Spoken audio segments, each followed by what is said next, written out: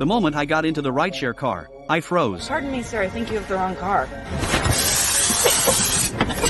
I said. What I saw next terrified me. I watched as my best friend was violently subdued and knocked unconscious by a strange man. I was petrified, too scared to make a sound, but the bald driver didn't make another move for a long time. So, I decided to take a chance. Cautiously, I gripped the door handle, preparing to jump out. The moment I pulled it, something terrible happened. The bald driver stared at me coldly. He quickly put on a mask. Before I could react, he lunged at me. When we woke up again, we were locked in a small room. The driver who kidnapped us walked in, carrying a chair. He was dressed in all black, wearing black framed glasses. He seemed to have mysophobia, germophobia, carefully wiping the chair with a handkerchief before sitting. His demeanor was a contradiction outwardly refined, yet his actions were vicious. The three of us girls were terrified, not knowing what would happen. The bald man scanned us with a sharp gaze. My friend, Ruth, was wearing a short skirt and black stockings. She was worried that showing too much skin might draw his attention. So, she subtly tried to pull her skirt down. That movement, however, caught his eye. He pointed at Ruth and said, "So I'm gonna be a man."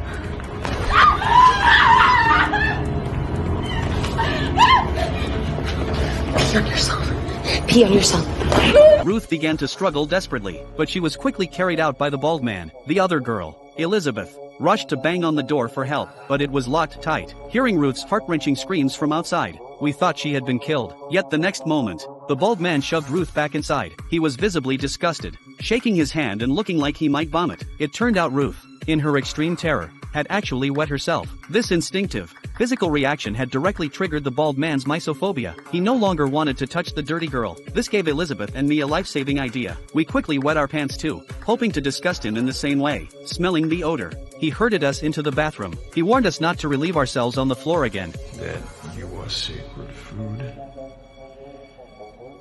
And I promise not to bother you again.